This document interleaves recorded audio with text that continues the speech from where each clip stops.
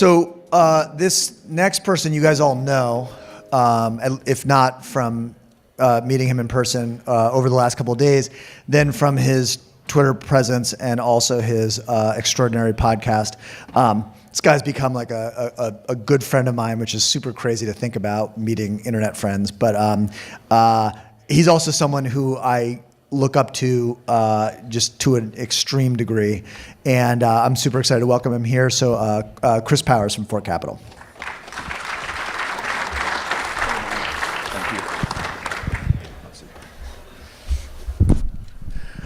All right, so I've been looking forward to this for weeks, maybe months, and I don't.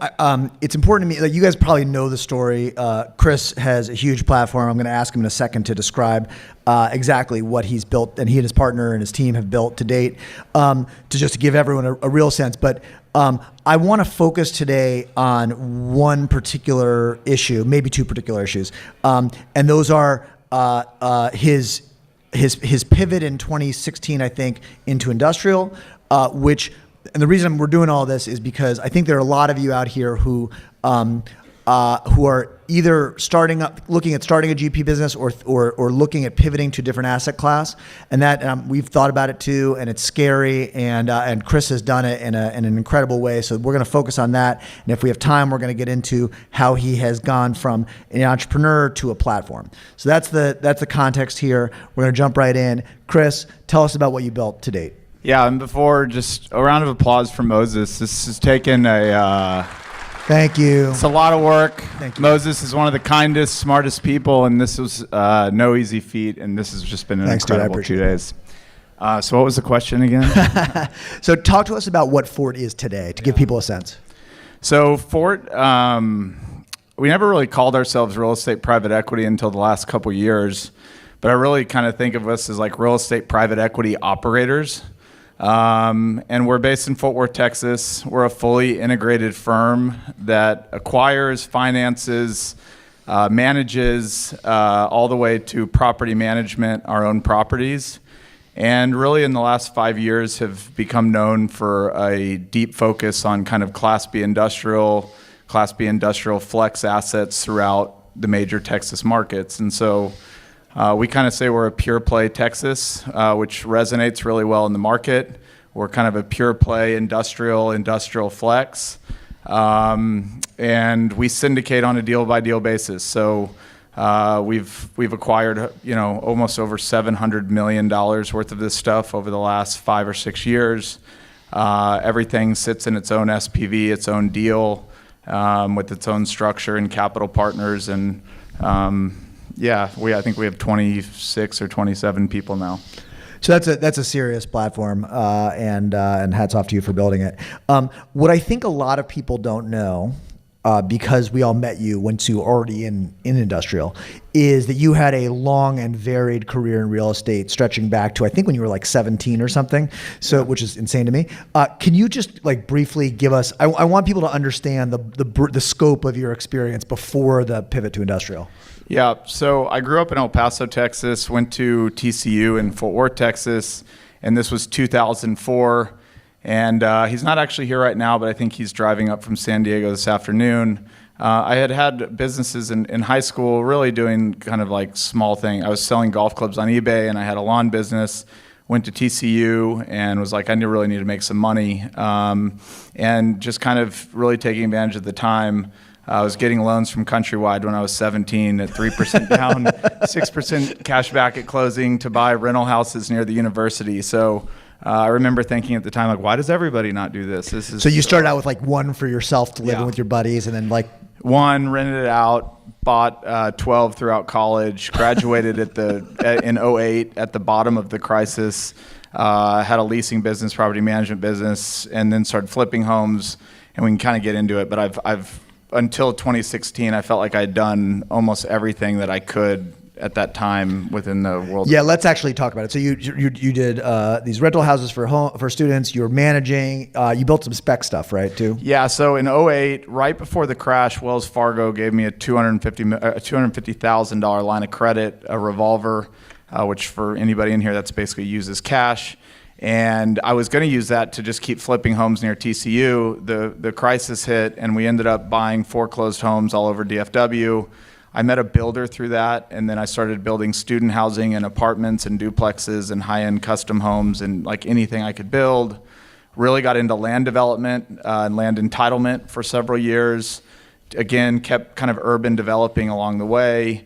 And really got into this kind of land entitlement business, which was kind of unique to us for a while. We would assemble unentitled urban land and take the entitlement risk to take kind of big swings. And was kind of just a ground up developer for a long time. And I can get into why I have such a soft spot in my heart for ground up developers. Y'all are amazing. But it's a very challenging business. And that kind of led to like, okay, let's figure out something where we don't have to ground up develop and then we can scale. Okay. So I appreciate you giving us that background because I think it sort of sets the stage nicely for this effectively a pivot that you made. Now, was this 2016 or so? Is that the right year? Yeah, I think 2016 is when we bought the first deal, so we probably started thinking about it in 2015. Okay, so I really want to spend a lot of time on this, and again, just to preface all of it, someone who's done a ton of stuff has developed deep expertise in this ground up development is now going to pivot his entire career to doing something entirely different, and that is really, really scary, or at least it is. It sounds like really scary to me. Yeah, I don't know if it was to you. It really was. I wouldn't say it was scary. I think, my partner Jason's sitting here and he can remember those days. I naturally am not I'm not very patient. I think we share this in common. True. Development takes a lot of patience. And so there was a lot of things about the business that were making me unhappy. And there were a lot of things that I read from folks in the industry. I read a great book with Sam Zell and how he thought about real estate, which was he doesn't develop anything. He just wants to know what he's buying it for and what he can rent it for. Yep. And so just a lot of things resonated. And then we just saw this huge opportunity. So I can kind of get let's talk about that. So you want to stop building. You want a relatively simple business where you can buy assets and have an idea about what you can rent it for. Why there are other parts? I mean, you could do office buildings like that. You could do apartments. Like, why industrial? Like, what was that thought process? Yeah. Well, part of the development that we had been doing, again, these were kind of challenging urban infill developments. Our tenants were very demanding and had lots of complaints, and if everything wasn't perfect. And so we from, I think it's Munger, and I'm not going to drop a bunch of Munger quotes, but he says, take a simple idea and take it seriously. And so we just said, I made a list in my head, and I just said, I want something that's easy to manage. I want something that when I am underwriting it, I don't have to underwrite all these factors. It's very simple to understand, almost to the degree that when you tell people what I look for in a deal, they're like, what's the catch? There really is no catch. And then we just looked at the world. I mean, all real estate is a byproduct of what humans are up to. LA and California does amazing because people love to be at the beach, as long as in good weather and all those things. As long as those simple things stay intact, there's a lot to be said about real estate in this part of the world. So as you looked at industrial, it was some really simple questions. It was like, is e-commerce going to continue to rise? Yes. And I think that's where a lot of the attention goes, is e-commerce. But the truth is, even if you look in our portfolio, a lot of our tenants are the companies that take care of the built world, and they actually build the built world. So DFW right now, it's a major market we're in. It's I think the most home building going on in the country. Where is all the roofing material being supplied, and the electrical supply, and the plumbing supply, and when these highways are getting built? Where are all these tenants? Who are they occupying? A lot of that is the buildings that we own. So it was kind of this bet on, okay, you have this new emerging e-commerce class of tenants. Then you have this thesis of if the built world's going to continue on and we're going to maintain it, those tenants will do well. Supply-constrained asset classes, which I know you are a huge fan of. Yeah, talk about that for a second, because no one's building this stuff anymore. Yeah, you can't build this stuff. So there was something in a JLL report the other day. I think I put it on Twitter, but it said there's been 3 billion square feet of industrial built since 2007, and less than 3% of that has kind of been the shallow bay multi-tenant infill stuff. And that's because you can't find, even if you take where we are right now, imagine finding a 20-acre piece of land. Yeah, forget it. Yeah, for like $10 a foot that you could actually build. And even if you could find the land, cities really don't want to see new industrial going up in the guts of these cities. They want to see, higher tax dollar, higher ad valorem tax properties. And then third, the cost to construct. It's literally just cost prohibitive. So even if you could find those two things, the actual thing of building, then I said, okay, let's look at like the tenant base in general. So, if you own a Class B multi-apartment and or if you're a tenant in one, you make some good money, you might opt to go buy a house or move to a Class A building or buy a condo or something. If you start a business, you might start in a Class B office building, and then as that does better, you move into a Class A office building. But in Class B industrial, if you do better as a tenant, you don't go into a Class A industrial building. More space. That's a function of your business. You need I just need bigger clear heights, or I need, a better manufacturing line or a better way to store. Maybe then you would move into Class A. So what really happens is the more successful you get, you just grow within it. And to go one step back, not only am I not competing against new supply, we actually estimate in Texas it's depleting 1% to 2% a year. And that's because people are redeveloping this stuff for other They're tearing it down to build, if anybody's ever been to Uptown in Dallas, it's one of the most prolific kind of resurgences of a community ever. It was all in an old industrial park. And that's really the case in Nashville, Fort Worth, Houston. It's all these revitalized industrial parks. So it's either being torn down or repurposed into creative office, entertainment, stuff like that. Okay, so now I want to ask though. So this all makes sense, and I think sometimes in business we can be guilty of looking back in retrospect and kind of like constructing a clear narrative like that perfectly explains why. Yeah. But you must have been thinking about other areas too. Like while you're thinking about Class B industrial, were you also thinking about doing office or something else too, or did you quickly zoom in on industrial? Yeah, it was actually, I don't actually even know if I've ever tweeted about this or talked about it publicly. Jason will remember this, but we actually hired two teams. We hired a Class B apartment team and a Class B industrial team. I pitted them against each other. And that was the thought originally, was like, okay, we're gonna do these two things, and we're gonna talk about focus and everything else. And really what materialized from that was Class B apartments, even in 2016, like the cat was out of the bag. It was hot. It was booming. I mean, we've talked to Keith, you, all these folks in here. And we just said it's really competitive. The size that we wanted to do was we were like immediately trying to jump into $50, $60 million deals, which is pretty much every deal now if you are buying big apartments. And we were just losing out on every opportunity, not because... And we didn't want to be the guys that won our first deal because we just paid the most. And Class B industrial was just not being looked at by anybody, and it made more sense to us than anybody. And going back to what we first talked about is it's very easy to manage. These are not, you don't drive by these buildings and get all warm and fuzzy. These are not pretty buildings. Now we try and paint them and make them look a little prettier, but they're easy to manage. They're kind of out of sight, out of mind. They serve a great function in society. And the easy to manage part was a big deal for us. Sure. Managing complex real estate is really hard. It's demanding. I know. That's where I'm getting my gray. The gray in my beard is coming from. Yeah, I imagine how gray I would be if we did. So a lot of it was the macro factors of what we're doing, but also, again, Jason came from the home building business. I came from home building. We built high-end $1 million spec homes. We had just dealt with... You knew how painful this is. Pain. And we just said, let's also do less pain. And candidly, buying 300 apartments with 300 families that live in, that's not necessarily great. No, it's really not easy. Genuinely difficult. Yes. So you have two teams.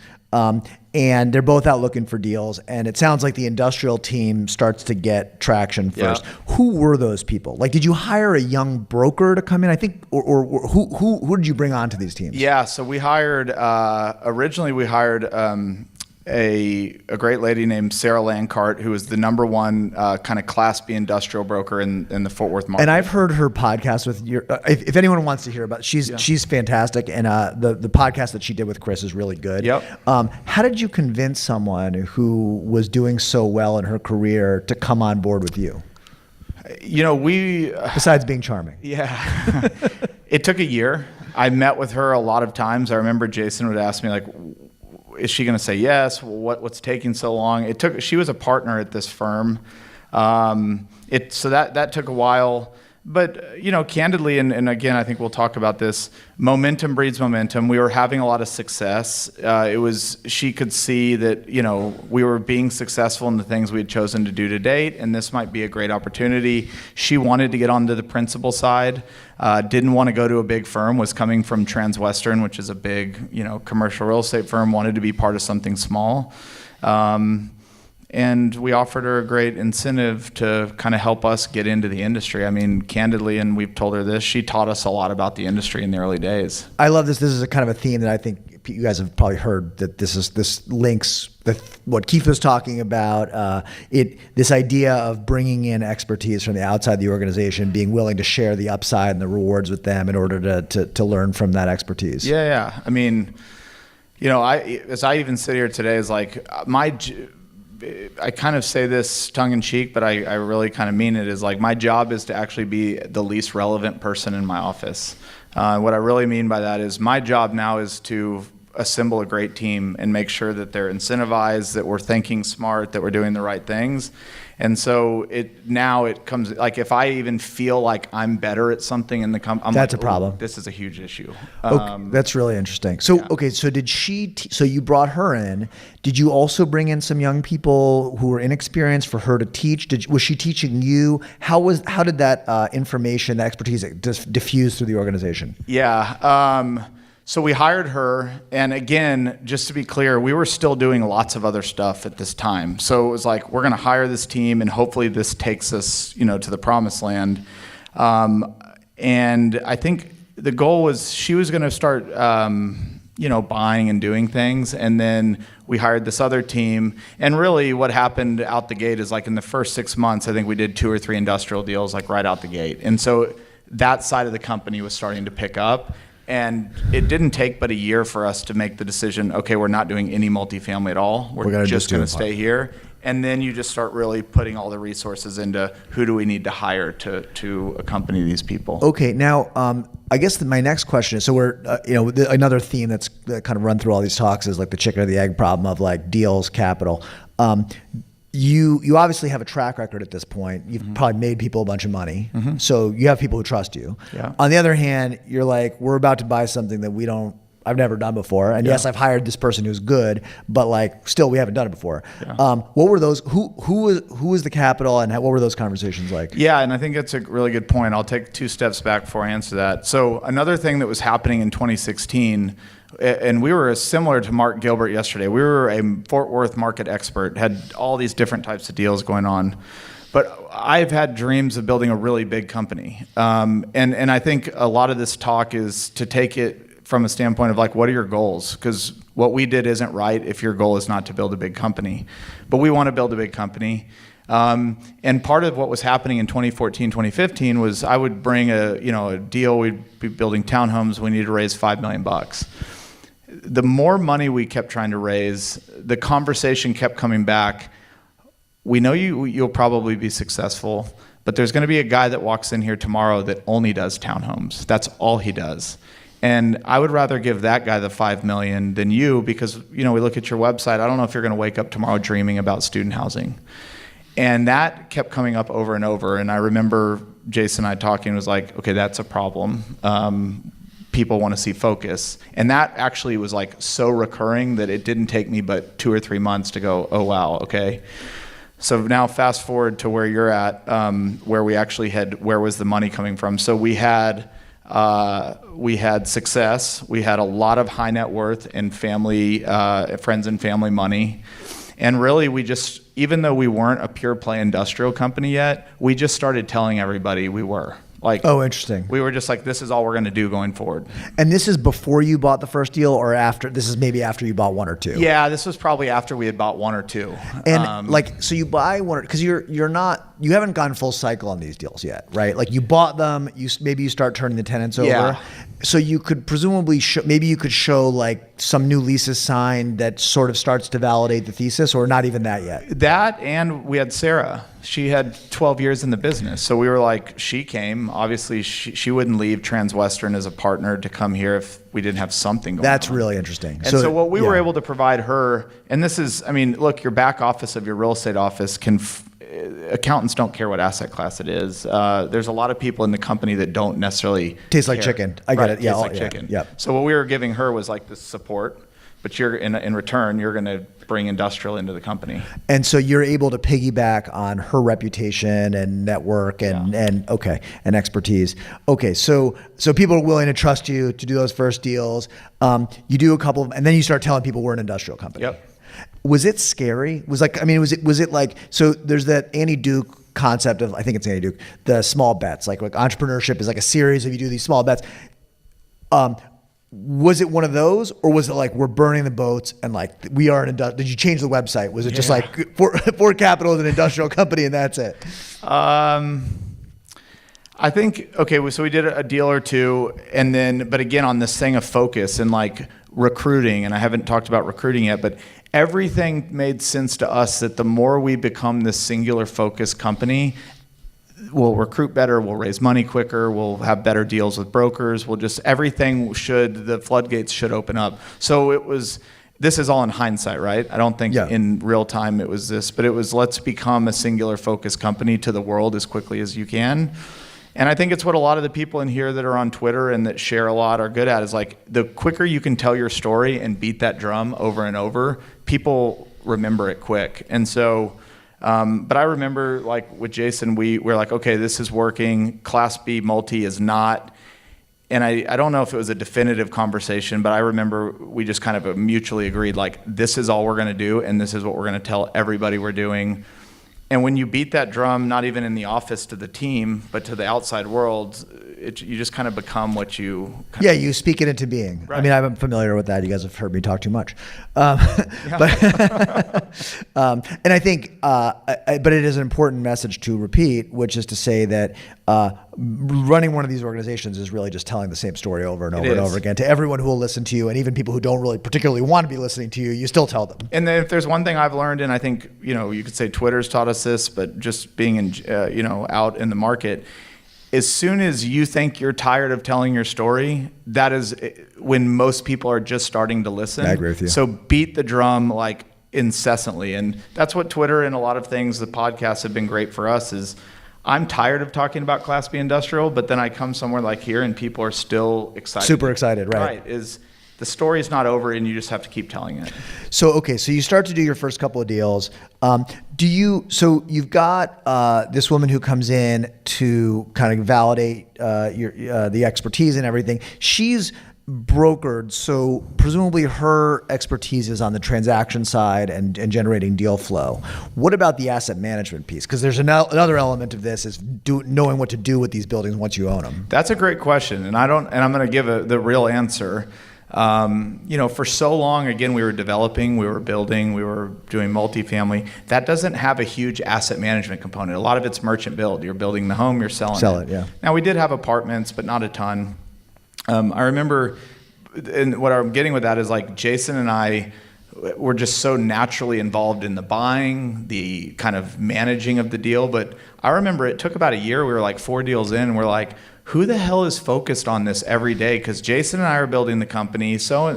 And then it was like this aha moment of we were doing a good job, but it was not anybody's dedicated role. And that was 2017-ish. That was kind of the impetus of like, okay, we need teams that work in harmony, that do these select things. And if we're going to grow really big, we need to be able to digest this stuff as it comes in.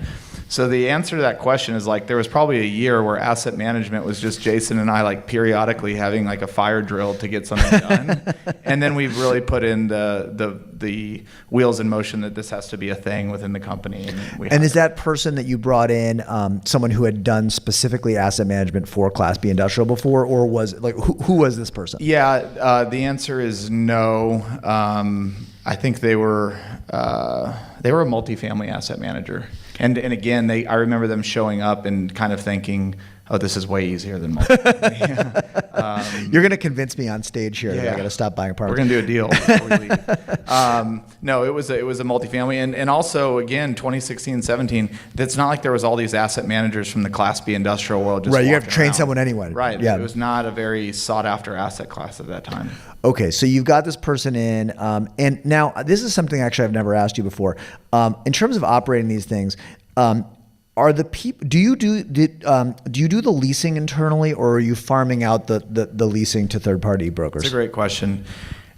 We farm it out. So in Texas, it's such a big market, and what we found was, one, when you do brokerage internally, brokers also know that you do it internally. So they don't sometimes know what side of the fence you're really on. So you fight that battle. But really in Texas, there's such great companies with folks that are so hyper-focused in these little sub-markets. It would just be dumb for us to try and compete with that, in our opinion. Okay, so you build an asset management function, and really what that is, and you were actually outsourcing property management in the beginning too, right? Yeah, we just said until we can build a profitable, sustainable property management, we'll farm it all out, and then as soon as we have enough scale and we can just run a quick budget and go, yeah, we would be profitable, could hire great people, we'll bring it all in-house. That's the smart way to do things as opposed to what we did. You slugged it. We incubated a property management business and bled for it. I'll be honest, we had it too early on, and we shut it all down because it was a total just a disaster. Yeah, it was a As disaster. subscale, you're trying to grow to two companies at the same time. I have like utmost respect for that you stayed well, with it that long. It was idiocy more than anything else, I would say, and stubbornness. Okay, so you've built this acquisitions capacity, and I think without wanting to get too far into the details, this woman who you hired, whose name I'm forgetting again, Sarah, she after a while decided to go back to brokerage. Yeah, how long do we have to talk? But the incentives just kind of had changed, and we were really growing. I think when you take a broker out of the broker world, they love brokerage. And there's always the question of, can we do some side deals or just broker a deal here and there? And our answer is a hard no. We do not ever want a broker in the market to think that we are competing with their job. I admire you for that, because the temptation is there for us to do it too. And it's like, and honestly, we've given into that temptation because it's easy money. We've done it too. Yeah. But over time, you really have to pick your lane. And candidly, I'm kind of speaking out of both sides of my mouth, because now even the biggest brokerage shops, they all have investment arms. Right. They come back and compete with you. Yeah, exactly. But yes, she actually went and started another brokerage shop and also buys Class B industrial. And I won't go too much into that. Every acquisition person that we've hired has left us to either go start their own acquisition buying company or join a competitor doing the same damn thing. And so we've one of that, and it's a real struggle that we've had over time is as I've thought about recruiting. And both when we used to do brokerage, we had some agents who we trained, and then some of them have gone out to compete with us. Yeah. And then when we're thinking about internal hiring, it's like, do you bring in a rock star who is going to kick ass, but is also like very likely to go out and compete with you? Yeah. It sounds like you guys have opted to bring in the rock stars, even knowing that was a risk. But walk me through that thinking. Yeah. Look, people that are, even if they haven't starting your own company, you're not just an entrepreneur because you start your own company. You're an entrepreneur because you're an entrepreneur. And most of the people in acquisition roles or these high biz dev roles, they're very entrepreneurial. They want to make a lot of money. They might not have started their own company, but that's okay. And so you're always fighting this battle with them of, on one end as the owner, you're like, I think you make too much money, and they're looking at you being like, I don't make enough. Right. And then the back of your head all along, you're like, I don't even know why we're fighting this battle, because you're going to be gone in a year or two anyway to go do what you're going to do. I'm not going to get into it because I don't have enough time. We actually have no acquisition people on staff today, and we underwrote 168 deals in the first 2 quarters this year, compared to 44 last year, where we had 3 acquisition people on. So that's a whole nother conversation. Is that you doing the underwriting? Who's doing that? We have a team. Okay, you have a team. Yeah, I haven't underwritten a deal. You don't want me to underwrite a deal. But the answer to your question is, it's how do you incentivize people? And if you are going to have acquisition people, you kind of have to know the game that you're playing. And so incentivizing them well, but also incentivizing them for the long term. What are things you can do to keep them on the long term? So if they're in the promote, are they vesting over multiple years? So that what you also find with acquisition people is they leave you the day after their big bonus came in from the last deal they bought. Jason is the person that put this in place, but we have what's called a rolling bonus. So nobody in our company ever gets paid the big bonus all at once. You get half. It goes into a pool, and you get half of your bonus every quarter. So you're always kind of working. If it was $100,000, you get 50 now. You have 50 in your pool, you get 25. Whatever's in there, you get half of as it goes. So you have to incentivize for the long term. And then really, I think the other thing with acquisition people is they get paid a lot, but the whole team is doing all the work. All the due diligence, all the underwriting, all the transactions, all the operations. But for some reason, the industry's designed itself that one big fee gets paid to one person at closing, but the other 25 people on the team like eat out of a totally different bucket. That creates friction even within the organization. And so we just like looked at all these things. And again, I think the last thing is we opt to hire killers. This goes back to the Trammell Crow thing. If you look in Texas and around the country, all the biggest kind of big, new, up-and-coming commercial real estate firms are all Trammell Crow ex-partners. But guess who's still the biggest and the baddest? Trammell Crow. We've taken the approach that abundance mindset. I would rather have people leave me and go on to do great things than hire people that would never leave me because I'm scared that they could leave me to go do great things. I admire you for that, and I've watched you interact with competitors, and you're nothing but gracious and cool about it. And it's something that I struggle with, honestly, and I've learned that from you. I really appreciate it. Okay, so you start to have some initial success buying these things. Tell me about what happens to the deal flow. Like now you're closing. Yeah. You're building a team. It's starting to hum. What starts to open up for you both on the deal flow side and on the capital side? Like, how are you balancing the chicken and the egg there? Yeah, you want to be known for something. And so whether it's people you're recruiting, brokers in the market, capital that you're trying to raise, like when you are known for something and you're good at it or reasonably good at it, everything seems to get a lot easier. It's easier to raise, we've raised $60 million worth of capital in the last 60 days.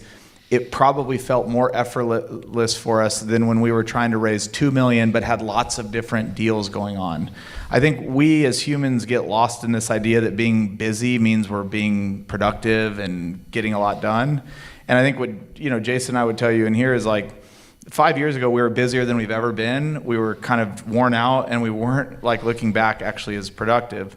So the answer to your question is as the deals have come on, raising capital is much easier because when I go sit with you, I have one thing to tell you. This is what we're focused on. This is what all 27 people are not only focused on, but incentivized on. I'm not waking up tomorrow dreaming about student housing or something else. This is what you get with us. The second part is, as you really start recruiting what I call killers or great talent, they want to join a firm where they know what's happening. Again, we would talk to a lot of great folks that are like, you're successful, it's great, but you can't even tell me what I'll be working on a year from now. And so we would lose out on that recruiting. So recruiting gets better. Well, guess what happens when you have better talent? You find more deals, you operate them better. Like, it's a virtuous cycle. And then in the market, I think Mark talked about this yesterday. He couldn't have moved to Phoenix and gotten that first call. The first call in real estate is there anything better? It's the best. It's the holy grail. It takes a while, but you're never going to be the first call if you're the first call in 5 different asset classes. Now, you might be in a market for sure, but you're constrained by that geography. And so we've seen more deals, we recruit much better, and we can raise capital much easier with a line of focus. Now, and this is, correct me if I'm wrong, but for a while there, were you was the capital coming from someone who was handling the syndication on your side, and have you moved to more of direct raising, or have you been doing the direct raising all along? Say that one more time. So when I listened to one of your episodes, and it was, I'm blank on the guy's name, but there was a syndicator that you were partnering with, I think, who was bringing in some of the capital. Am I get right? Yeah. Sanjay, yeah. Right. And now you're raising directly, right? Yeah. Go ahead. So yeah, we have, I think, over 700 folks that are signed up in our system. We have optimized, and I think this was said yesterday, and it couldn't be more true. I think there's this like eternal debate: who's the customer, the investor or the tenant? And there's really, I don't think, really any right answer. Our belief is we're so convicted in treating the investor amazingly well, which is providing them great returns, a great experience, ultimate transparency, that the only thing we know how to do is treat our tenants amazing because the great returns won't follow. Now, some people say, no, treat the tenants well and your investors do well. It doesn't really matter. But we have optimized for raising capital. And so we have an investor relations team. We've put a ton of energy and time into every thought process from the day you meet us to the day you put your first dollar with us to what that first quarterly report looks like. And now we have opted to we have this conversation all the time. I said we raised $60 million over the last 60 days. It would have been very easy for us to pick up the phone and call one group and just say, like, we'll do it all with you. What we believe is the democratization of capital is well underway. I mean, even this amazing room of all these people that are investing, we're all starting to come together. This could have never happened 10 years ago. And so we're just going to keep focusing on more investors, syndicating deal by deal, and kind of sticking to that. I think the big kind of question mark is, if this market dries up, who's going to be left at the bottom of the market, investing? And on that end, we're always talking to the big investors. We're just not taking their money. That makes sense to me. Now, you said a lot of thought has been put into that. Mm-hmm. Did you bring in someone who had built one of those teams for a syndicator elsewhere, or did you guys have to kind of figure it out internally? I would say it's not just here. I think it's the case with most of what we've done is we come from the school of figure it out. So like nobody on our team, I think, comes from an industrial background historically today. I think this goes back to just great mentors. I've just peppered people with questions over the years, like, how do you do it? What do you do? And it's been really important to us. I think in our industry, it gets lost a lot that the investors, like, once they give you the money, it's like, thanks, but like, I'm in the real estate business. No, you're in the investor management business too. And I think a lot of folks, especially early on, and then I fell into this camp, do you report to them quarterly? Yeah, when we get around to it. You will grow a quicker company getting loyal investors than you will just finding great deals if you treat your investors really poorly. So it's just always a focus. And when that's always a focus, good ideas kind of happen and become reality. So I think this is a great turning point now to talk in the little bit of time that we have left about this transition from like an entrepreneur-led organization, one that's basically you and maybe Jason with like a bunch of people kind of orbiting around you, but you're the ones who make things go, to a real platform, one that has sort of institutionalized practices and all that kind of stuff. Talk me through how you think about that and what the challenges are. Again, I think, and I certainly fell into this camp, and I give Jason a ton of credit in how we thought about this. Jason knew that I wanted to build a really big company. My biggest fault as an entrepreneur, which I think we all fall into, is I knew what we were going to look like 20 years from now, and every day that we didn't look like that right now pissed me off, and that created chaos in the office. What Jason's amazing at is going like, I hear what you're saying, but if we don't do these three things today, like that ain't ever going to happen anyway. And then the second thing about our industry that I find weird, and I fell into this camp forever, is everybody thinks, GPs think of their opco as some like fledgling entity that should barely make any money and just like barely keep the lights on to keep their deals going. But then you look at a company like Blackstone that clearly charges fees, and they have the largest and the best team assembled, and in their slice of the world, the best returns. They might not make the best returns on a percentage basis to what a small person could do, like Mark's crazy deals from yesterday. But for their capital source of the world, when you're deploying $10 billion, repeatable returns. And so we just said we want to manufacture returns for investors. That's what we want to do. That's what Blackstone does. That they were kind of a guiding light for me. That's what Sam Zell has done. We are a manufacturer of returns for our investors. And we want to do this at scale, which means we have to have a real company, which means we have to pay people and do things like a real company. And I think where our industry gets kind of weirded out is, and you talked about this earlier with Neville, everybody gets into this business thinking about the deals. Everybody that starts a GP, there's nobody that ever starts a real estate GP that's like, I'm a business operator. It's always the deal guy. There comes a time in your life when you have to go, okay, I'm a real estate GP, but I'm going to build a badass business. And building a badass business in real estate, you don't even actually have to have a ton of real estate experience to build the business side of it. You just have to know how to build business. It's a long way of saying, I realized quickly that I was not good at business building from a day-to-day perspective. Jason's 10 years older than I am. He comes from a world of running teams. He had a lot of ideas on how we could do it, a lot of which I disagreed with early on because, again, I was in this mind space of, no, it's just this GP entity, like it breaks even. But that was a really conscious decision. And again, we're going to run short on time, but the next question most people ask is, okay, I agree with that, but how am I ever going to afford it? Yep. And maybe I'll do a podcast episode on that. We can chat more about that. But at some point, you have to make that decision, or you're making the decision, I'm just going to stay kind of a small deal team, do a few deals a year, and that's what I want to be. And there's like no problem at all with doing And that. you decided, and to make it explicit, you decided to limit your own compensation. Because, I mean, the money's got to come from somewhere. We were in the red for a lot of years intentionally. We didn't take on a GP partner to fund us. I don't know if that was smart, but I have this really big fear of being owned by somebody else. Know the feeling. It's my biggest fear on earth. And so we just kind of ran to the red. And I think Jason at some point was like, okay, but we do have to get out of the red. I was willing to probably go to, just keep hiring people and growing and betting on the come. And he really brought the okay, we're going to do that, but we're also going to do it in a very sustainable, build a company disciplined type way. Yeah.